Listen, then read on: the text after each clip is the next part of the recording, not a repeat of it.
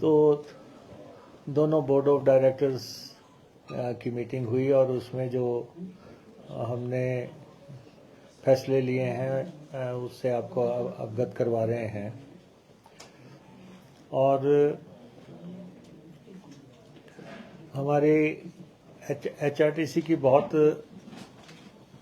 अच्छी परफॉर्मेंस चल रही है और लगातार HRTC पे हम ध्यान केंद्रित किए हुए हैं और अप्रैल से अक्टूबर तक हमारे रेवेन्यू में 66 करोड़ रुपए का इजाफा हुआ है। 66 करोड़ रुपया अर्निंग्स बड़ी हैं जो कि 14% के आसपास बनता है। और हम और भी सुधारवादी कदम उठा रहे हैं लगातार और जनता से जो फीडबैक मिल रहा है उसकी इम्प्लीमेंटेशंस भी हम कर रहे हैं। और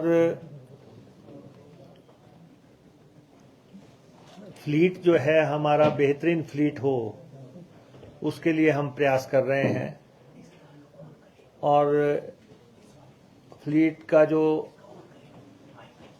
इलेक्ट्रिक फ्लीट जो हमने संकल्प लिया है उसकी जो 327 बसों की खरीद जो है वो लगभग अंतिम चरण में है।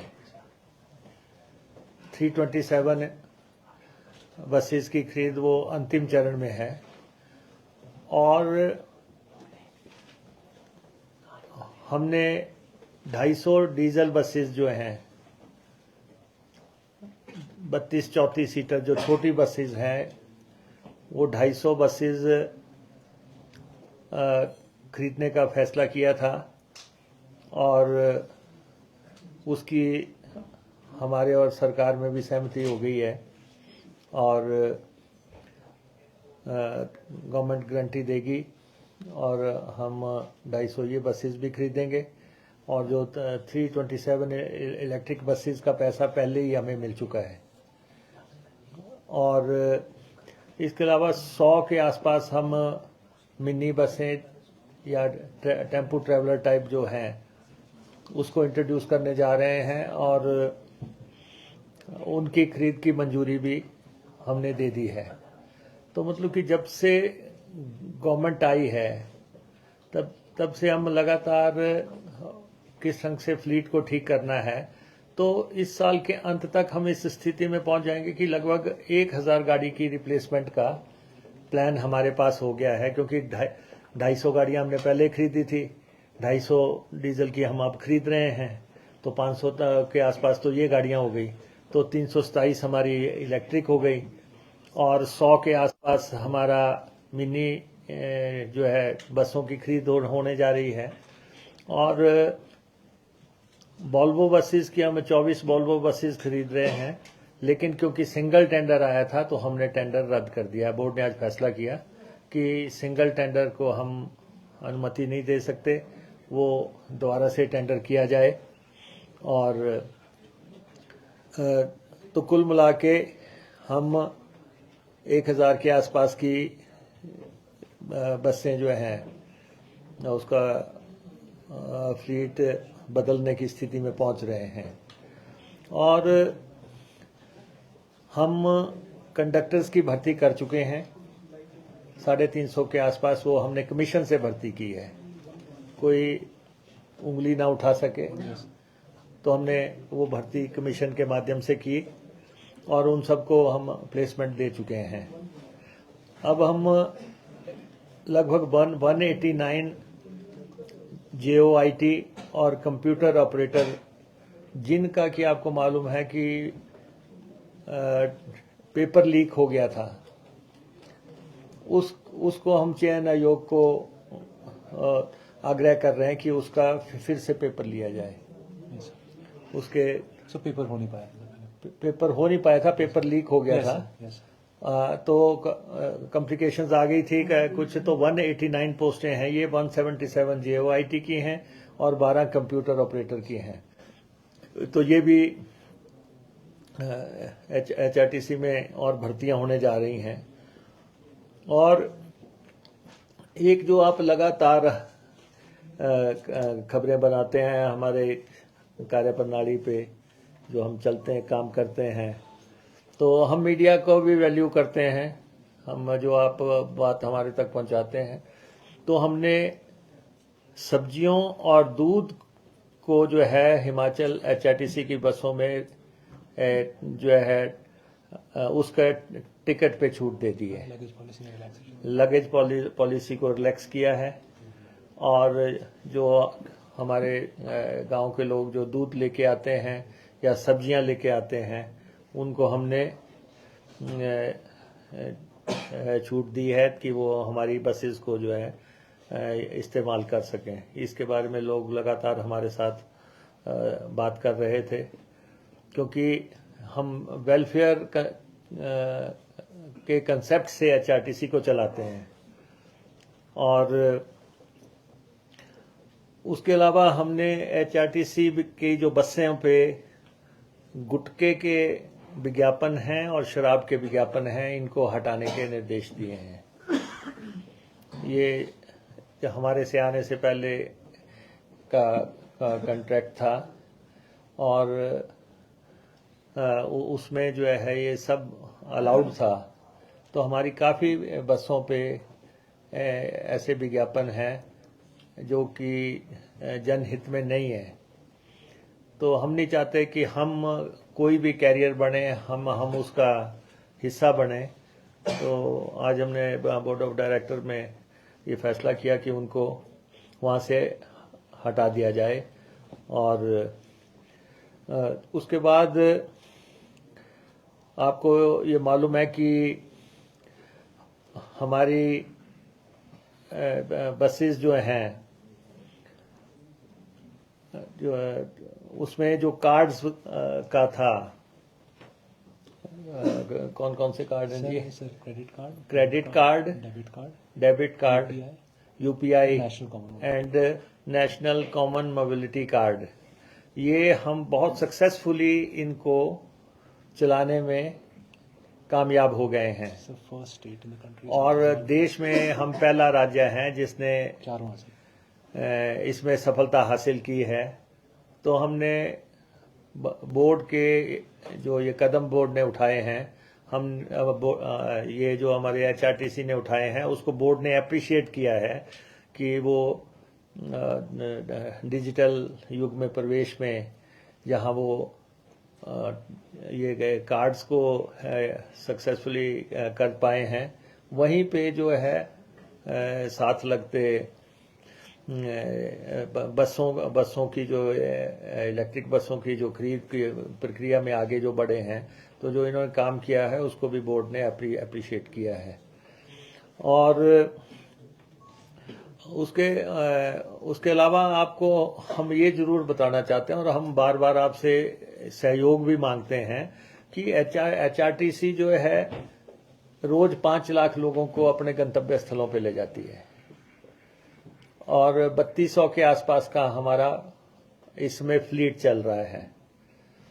और 5 लाख लोगों को ले जाते समय हमारे कई साथी लोग जो कहते हैं कि HRTC घाटे में क्यों है। बार बार आप ये प्रेस में भी उठा रहे हैं। हम आपको यही बताना चाहते हैं कि HRTC को कमर्शियली रन नहीं किया जाता है। ये वेलफेयर स्टेट में चल रही है, ये वेलफेयर के कंसेप्ट से चल रही है। इसमें हमारा सबसे इम्पोर्टेंट इशू ये है कि हम उन सब घाटे के रूटों पे चलते हैं जहां पे कोई नहीं जाता है, ताकि हर हिमाचली को उसके गंतव्य स्थल पे छोड़ा जा सके। तो इसलिए हम हर घाटे का रूट चलाते हैं जनता के मदद के रूप में। और दूसरा जो है, हम रियायती सफ़र भी करवाते हैं जैसे हम महिलाओं को 50% सफ़र रियायत में देते हैं, 50% उनका किराया लगता है, 50% वो ऐसी 28 तरह की सेवाएं हैं जो हम चलाते हैं। तो इसलिए ये कहना कि HRTC घाटे में क्यों है और बार बार इस बात को उठाया जाना कि, तो उसके मुख्य कारण है कि हम घाटे के रूट करते हैं, हम रियायती सफ़र कराते हैं।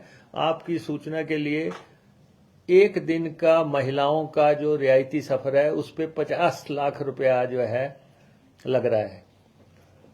50 लाख रुपया हमारा जो है टिकट से कटौती हो रही है।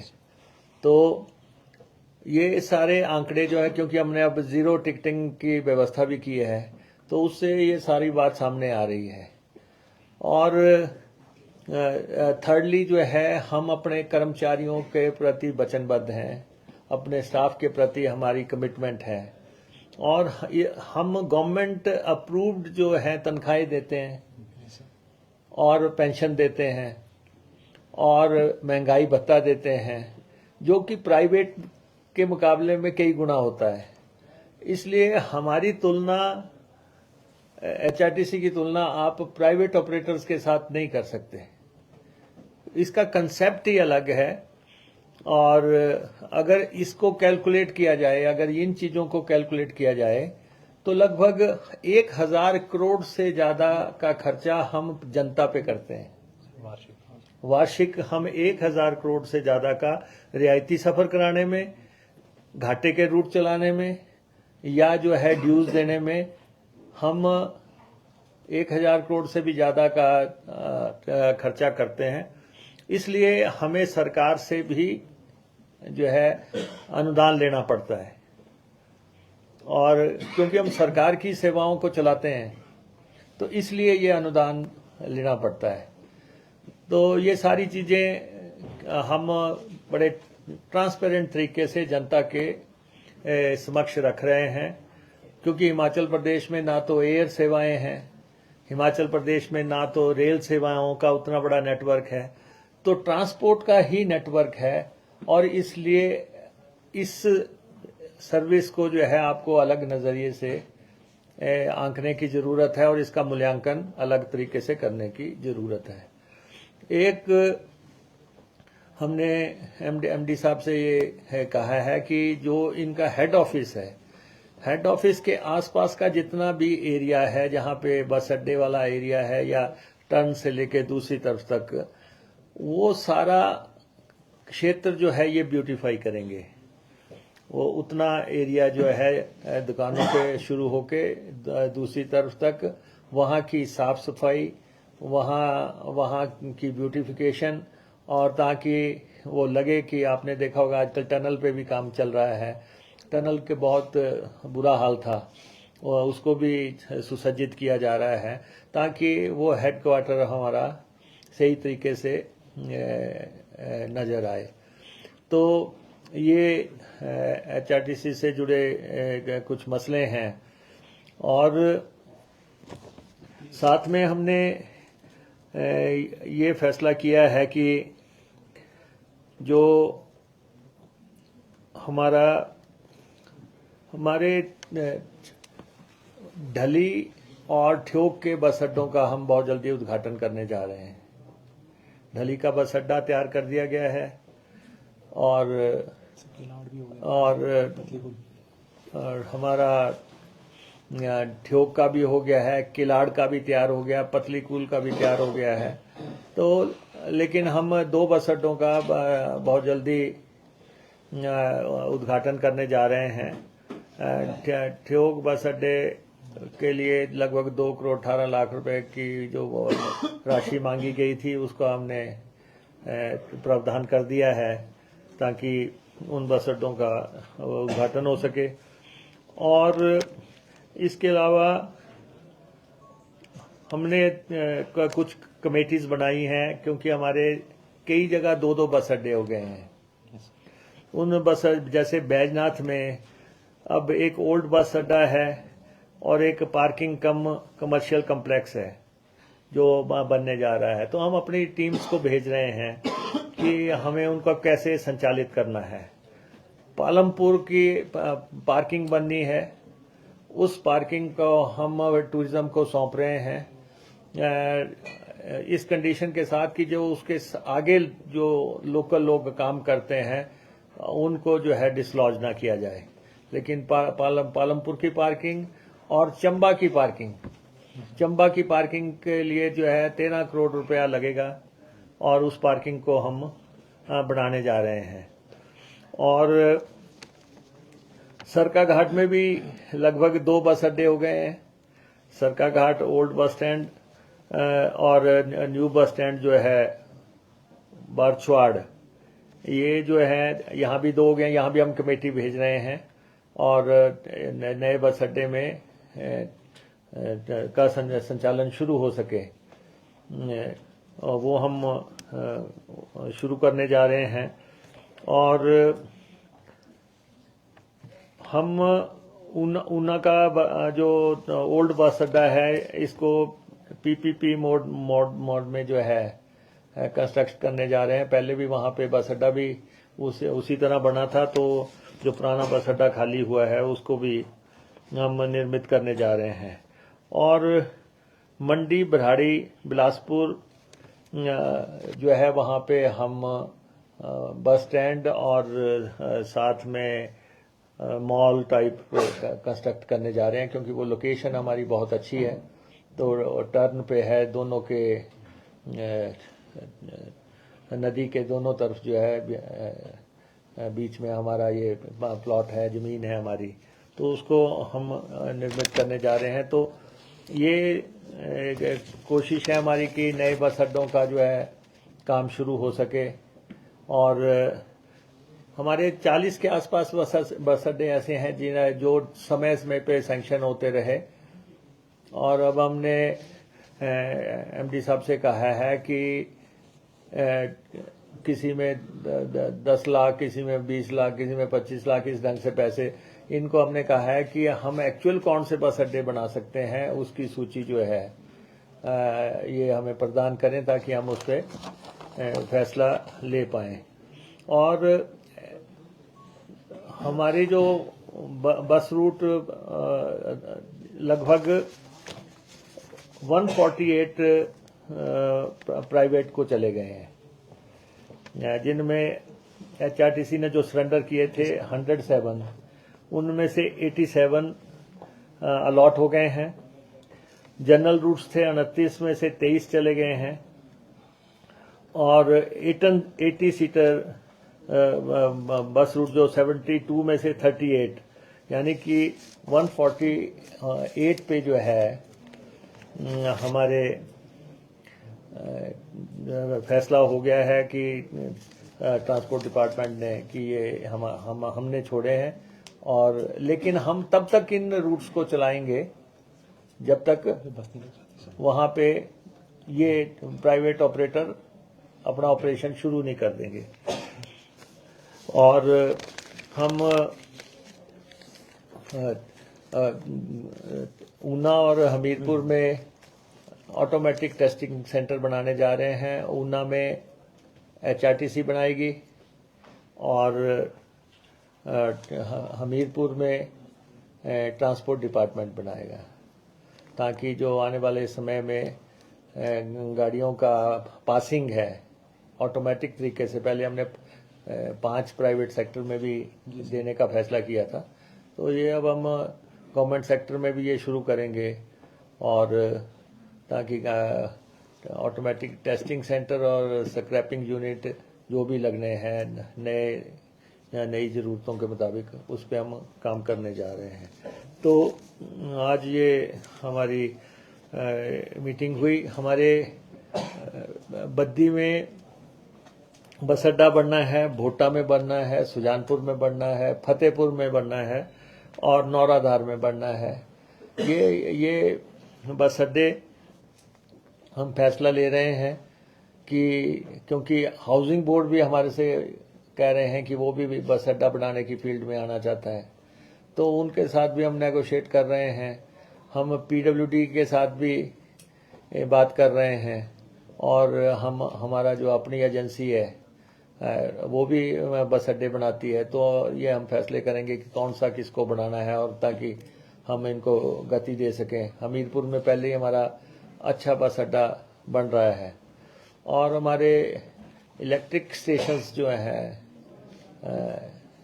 ये जो 110 करोड़ रुपए के आसपास के 96 charging points, 96 charging points, 53 locations जो है वो फाइनल हो गई हैं, जहाँ पे ये भी बनेंगे, और साथ में टूरिज्म के कम्प्लेक्स भी कई जगह बन रहे हैं।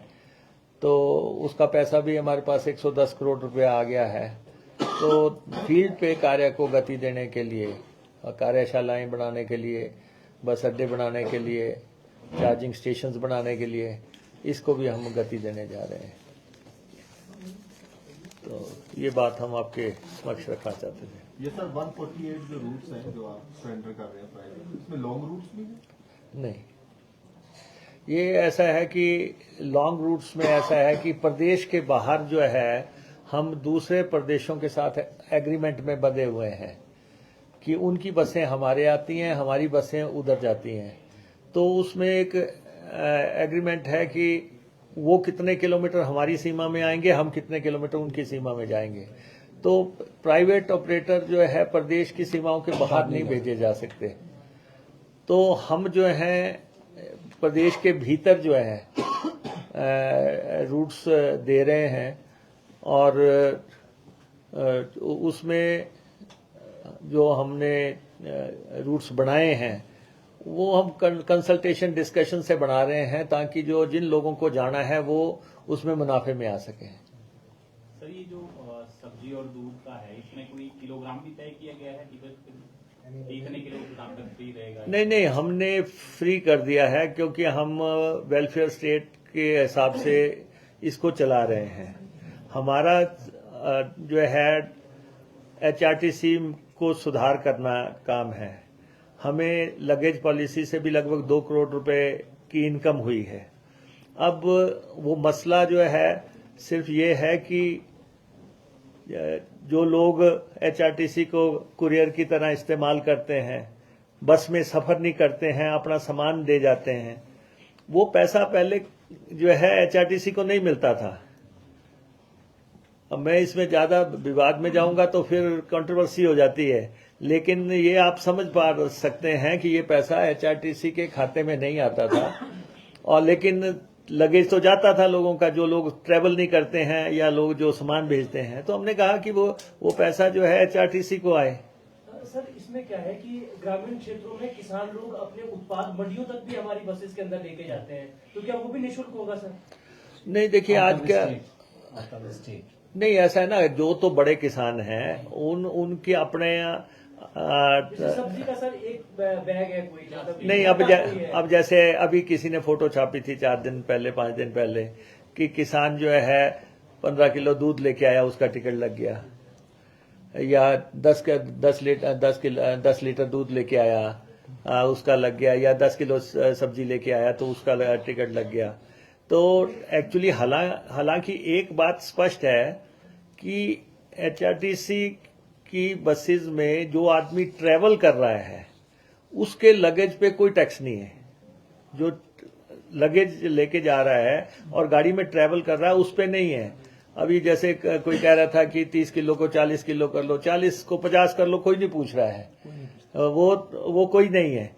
ये मसला वो है कि जहां लोग ट्रेवल नहीं करते और जो है ट्रेवल ना करके और अपना सामान भेजते हैं, ये उन लोगों पे चेक लगाने का था। क्योंकि आपको मालूम है कि पीछे HRTC की बस में किसी ने कारतूस ही भेज दिए।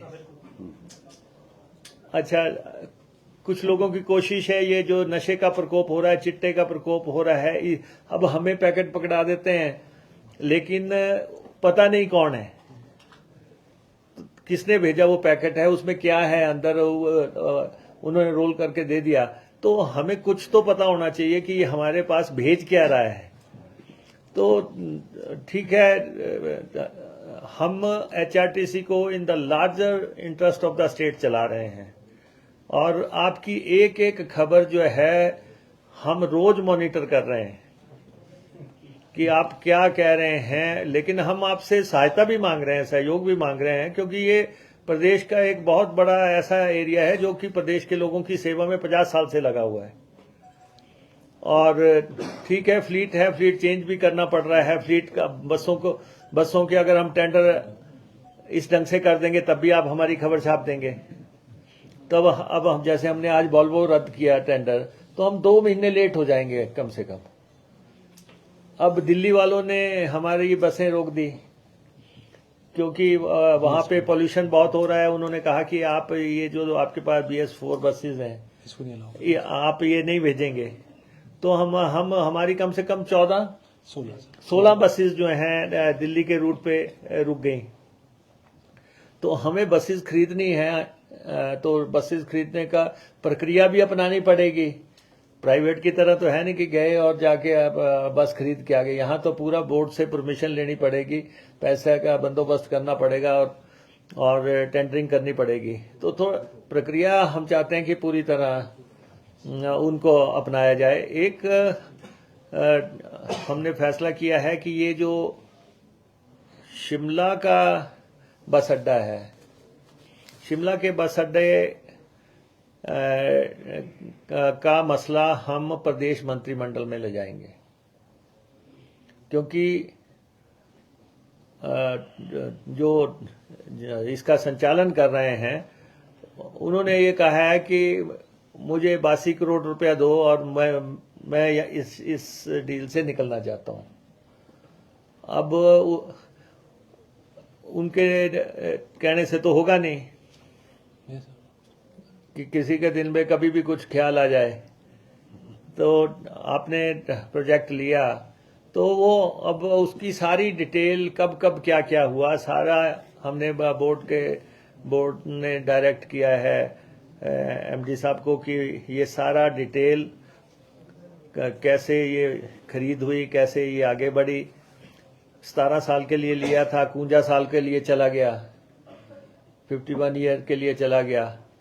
तो हमने इनको कहा है कि आप ये सारा डिटेल मसौदा जो है मंत्रिमंडल की अगली बैठक में रखें। दूसरा जो है ये मैक्लोडगंज और कांगड़ा का जो बस अड्डा है, इसमें आर्बिट्रेशन का अवार्ड हमारे खिलाफ आया है। उन्होंने कहा कि इन 25 करोड़ रुपया जमा करवाओ, अगर उनको देना तब भी, अगर आगे अपील में जाना है तब कोर्ट में जमा कराओ 25 करोड़ रुपया। हमने इनको कहा है कि ये भी जो है मसला पूरा डिटेल में, क्योंकि यहाँ तो इनके पास तो इतना पैसा है नहीं है उस मनी की ये जमा करवा पाए। तो हमने ये कहा कि ये मसला भी आप प्रदेश मंत्रिमंडल के समक्ष रखें कि किस ढंग से ये अवार्ड आया है। दूसरा, एक हमने डायरेक्शंस दिए हैं ट्रांसपोर्ट विशेष तौर पे HRTC को। लगातार केस हारते जा रहे हैं और जो पैनलिस्ट हैं, वकीलों के पैनल हैं, उनकी भी रिपोर्ट जो है, मॉनिटरिंग की रिपोर्ट जो है, कितने केसेस जो हुए हैं, कितना हमने दिया है, वो भी जो है आप बोर्ड के समक्ष रखें। मतलब कि इतने भारी अवार्ड्स जो हैं और हमारे 3000 के आसपास केस, 3000 के आसपास केस अदालतों में चल रहे हैं और उनका हमें पैसा देना पड़ रहा है। तो there should be some system की जहां पे पता लगे। हमने इनको कहा है कि जब भी आप कोई केस हारते हो या कब जो भी केस आप जीतते हो, उसकी रिपोर्ट आप जो है नेक्स्ट बोर्ड मीटिंग में रखेंगे। कोई अवार्ड आपके खिलाफ आया है, आप वो जो है सूचित करेंगे। अब 25 करोड़ का अवार्ड आपके खिलाफ था और उसकी समय सीमा होती है, 60 दिन के अंदर जमा कराना है, 90 दिन के अंदर जमा कराना है। तो इसलिए उस पे भी कुछ डिस्कशंस हुई हैं, डेलिब्रेशंस हुई हैं आज के मुकेश जी, ये जो हाल ही में पर्यटन निगम के घाटे के चलने वाले होटल्स का फैसला जो है, आपकी सारी बातों का, चाहे आपने जिक्र किया सोशल रिस्पॉन्सिबिलिटी का, सरकार से मदद चाहिए, क्या इसको अदालत के उस फैसले का असर माना जाए कि आप आज इस तरह की बात आपने एडवांस में कर लिया था? नहीं, हमने तो देखिए इससे पहले ही एचआरटीसी ने फैसला ले लिया था। कोर्ट का फैसला तो बाद में टूरिज्म के परिप्रेक्ष्य में आया है। हमने पहले फैसला ले लिया है कि हमने कोई भी बस हमारी बुक करवाता है, चाहे वो सरकार है या वो प्राइवेट है, 50% उसको भुगतान पहले देना पड़ेगा। 50% भुगतान का फार्मूला हमने पहले ही तय कर दिया था।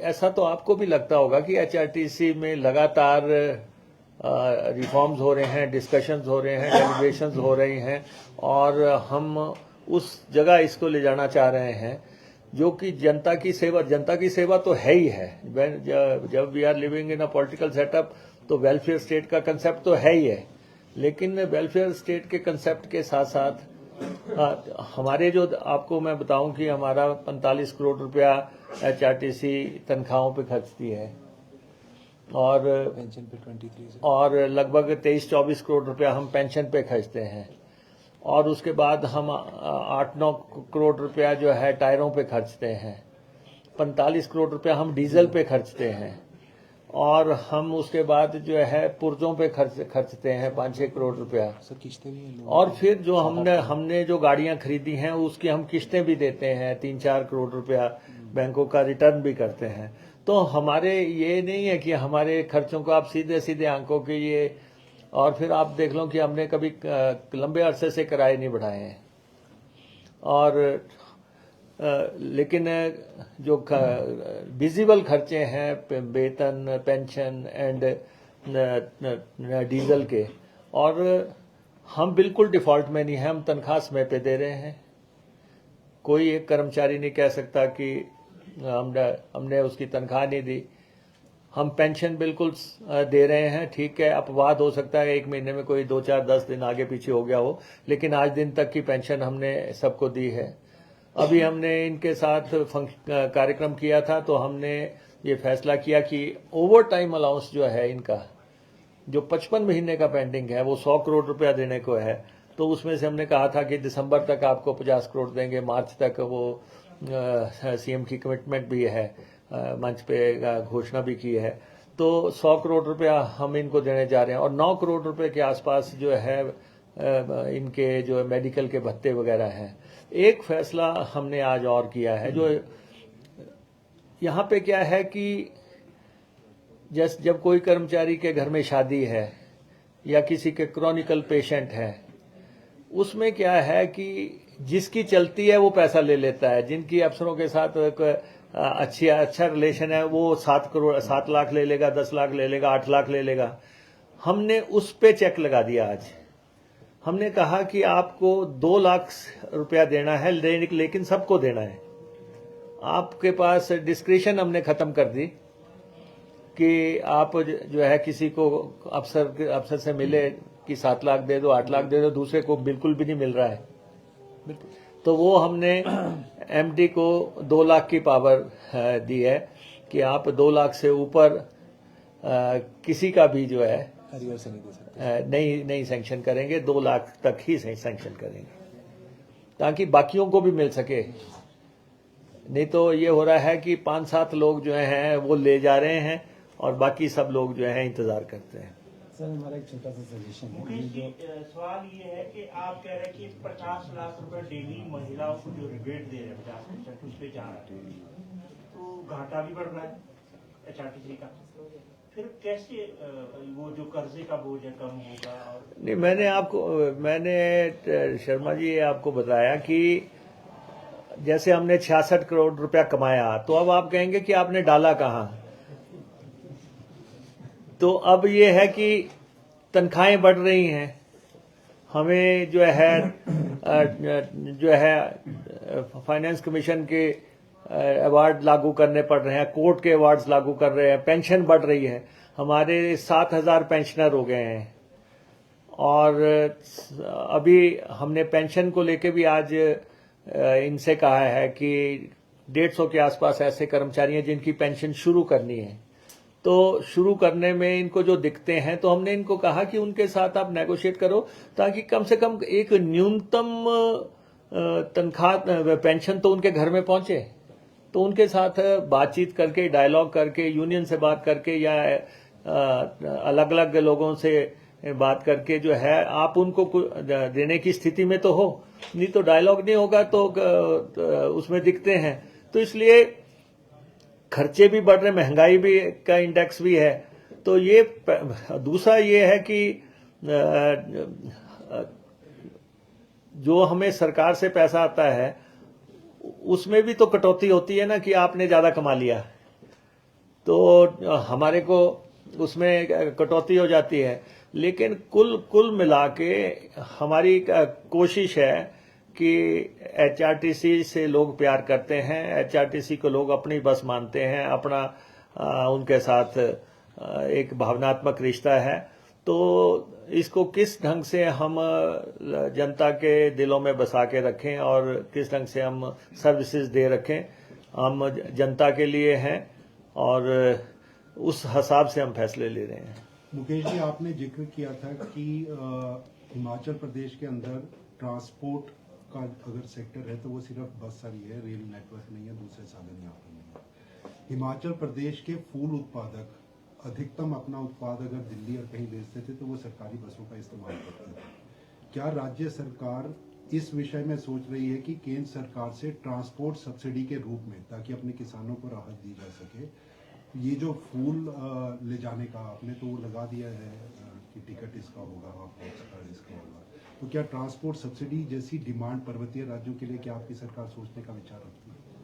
नहीं, देखिए ऐसा है कि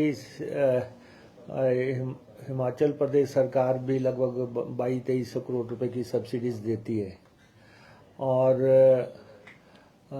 लेकिन अब स्टेट की वित्तीय स्थितियों को देखते हुए लगातार जो है किस ढंग से हम उनको रैशनलाइज कर सकते हैं, प्रयास हो रहा है। अब इंडस्ट्रियल सब्सिडी जो सबसे इम्पोर्टेंट आती थी वही नहीं आ रही है, तो हम बाकी सब्सिडीज की क्या बात करें कि, लेकिन इतना जरूर है कि बहुत बड़ी मात्रा में फूल जो है दिल्ली की मार्केट में जा रहा है, दूसरे स्थानों पे जा रहा है। तो ये जो विविधीकरण हुआ है कि सेब राज्य से फूल राज्य, फल राज्य, वो हमारे लोगों का जो है प्रेजेंटेशन हम दिल्ली में देख रहे हैं कि किस ढंग से लोग बताते हैं कि ये फूल हिमाचल से आया है। किसानों के हक में केंद्र से मिलना चाहिए आप? नहीं, हम तो देखिए ऐसा है कि केंद्र से तो हम मिलेंगे और हमारा राइट भी है और कोई हमें रोक भी नहीं सकता। कुछ लोग सोचते हैं कि उनकी पार्टी केंद्र में है तो हम लोग जो है, हम एज ए गवर्नमेंट जो है केंद्र को मिलेंगे। हमारा जो है, हम फेडरल स्ट्रक्चर में काम करते हैं तो हमारे राइट्स हैं, केंद्र के साथ हमारे हक हकूकों का मसले हैं, तो हम क्यों नहीं मिलेंगे। मुकेश जी, मैंने कई बार एमपी साहब को भी फोन पे जानकारियां दी हैं। जो हमारी लोकल बसें चल रही हैं, स्कूल या लोकल बसें, तो बहुत ओवर स्पीड चलती हैं। जो सवेरे एचआरटीसी की बस बच्चे लेके चलती हैं, ओवर स्पीड चलते हैं और मतलब बहुत रैश ड्राइविंग करते हैं। दूसरी, बसों में ब्रेक लाइट नहीं जलती, मतलब 80% जो शहर में बसें चल रही हैं उसमें ब्रेक लाइट नहीं जलती है, पार्किंग लाइट नहीं जलती है, इंडिकेटर नहीं देते हैं, पता ही नहीं लगता एकदम से ब्रेक मार दिया, ना इंडिकेटर, ब्रेक लाइट भी नहीं है तो पता ही नहीं लगता कब रुक गए। मैंने कई बार एमडी साहब को भी फोन किया, एक बार तो बेचारे व्यवहार थे, ड्यूटी पे गए हुए थे चुनाव के, तब भी मैंने इनको फोन कर दिया था। तो थोड़ा इस पे कंट्रोल होना चाहिए, एक्सीडेंट्स थोड़े बहुत करते हैं एचआरटीसी के ड्राइवर लोग। चलो, this is suggestion for action. और हमारे एमडी से तो अब वैसे लोग डरते हैं, चले चले किसी का मोबाइल भी देख लिया वो सस्पेंड हो जाता है। तो ऐसा हमारी कोशिश है कि हम व्यवस्थाओं को सुधार सके जितना भी कर पाएंगे। हमने कहा है ड्राइवर्स को बिना बस अड्डे के ब्रेक मत लगाओ, चलते बीच रास्ते में ब्रेक मत लगाओ। लेकिन ये जो छोटे छोटे मसले हैं ये हम कोशिश करेंगे कि इनकी इम्प्लीमेंटेशन करवाएं। सर, जो प्राइवेट बस ऑपरेटर्स हैं वो मिनिमम किराया बढ़ाने की बात कर रहे हैं। दूसरे स्टेट्स में जैसे पंजाब है, हरियाणा है, तो कम से कम 10-15 किया जाए, ये उनकी मांग है। इस पर नहीं, मैं ऐसा है ना कि आप देख रहे हैं कि हमारे मेहरबान दोस्त जो हैं किस ढंग से जो है बात करेंगे। अब आप कह रहे हैं कि पंजाब ने बढ़ा दिया है, हरियाणा ने बढ़ा दिया, फलां ने बढ़ा दिया। यहाँ पे जरा सी बात आएगी। अब हमने कहा अपने साथियों को, यहाँ पे टॉयलेट टैक्स लगाने की कोई बात नहीं है। ना टैक्स लगा है, ना लगेगा, ना आपने किसी ने दिया है। और मैं तो कह रहा हूं कि हमारे जो मेहरबान साथी हैं वो पूरा दिन टॉयलेट में बैठे फिर भी पता लगाएं कि टैक्स लगा कि नहीं। उनको पूरा जो है मॉनिटरिंग करनी चाहिए इस बात की कि आज हम पूरा दिन बैठे थे फिर भी नहीं लगा। मुख्यमंत्री जी, सवाल इसी पे ही है। आप सरकार बार बार कह रही थी हमने टैक्स नहीं लगाया है, तो आपके जो एडिशनल चीफ सेक्रेटरी हैं वो प्रेस कॉन्फ्रेंस करके बाकायदा कागज दिखा रहे थे कि हमने इसको वापस लिया है। तो जब लगा ही नहीं था तो फिर वापस कौन सा कागज लिया गया? नहीं, तो सवाल है ना कि ऐसा है, नहीं ऐसा है कि हालांकि मैं इस प्रेस कॉन्फ्रेंस को मोड़ना नहीं चाहता था, लेकिन आप हैं कि हट नहीं रहे हैं। आज आप सीवरेज टैक्स जो है पूरी कंट्री में लिया जा रहा है। सीवरेज पे जो है 30% टैक्स सारी कंट्री में लिया जा रहा है।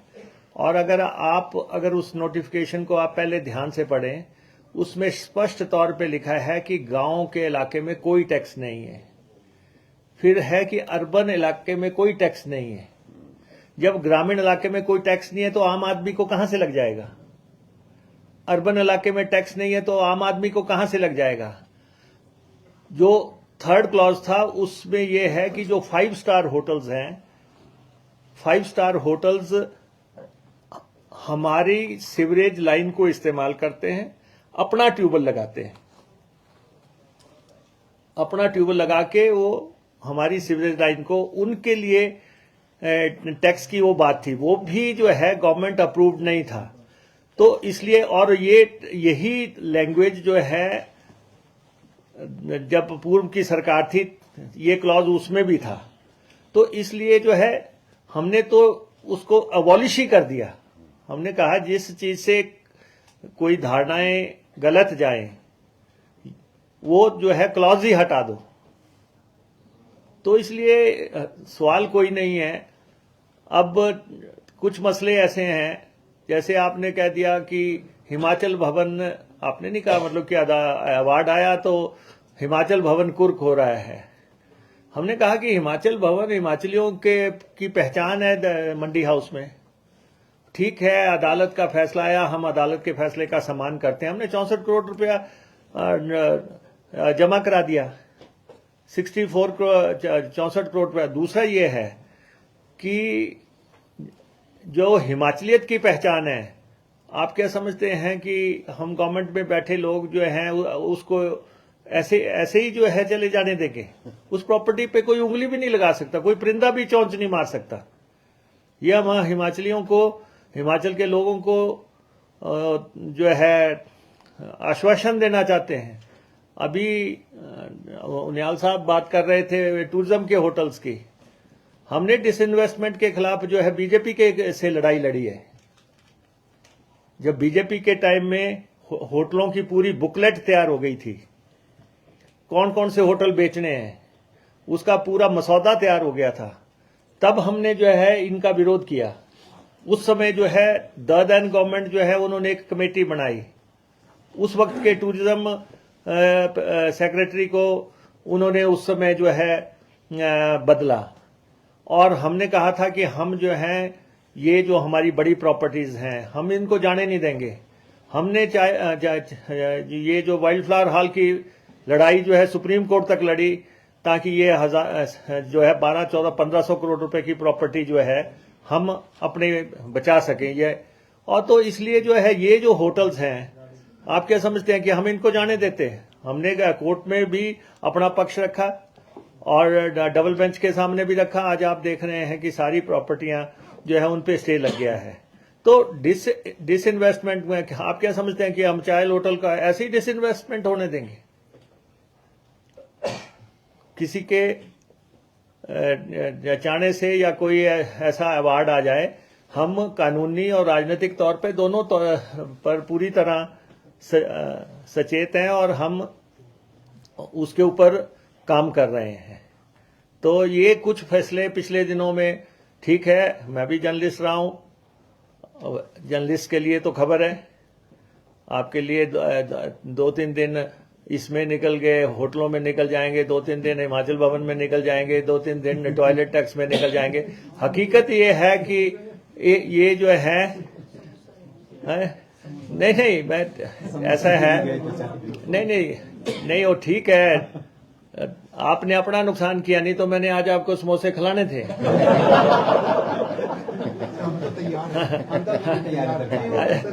तो ऐसा कुछ नहीं होने जा रहा है। ये प्रदेश बिल्कुल सुरक्षित हाथों में है, कांग्रेस की सरकार है।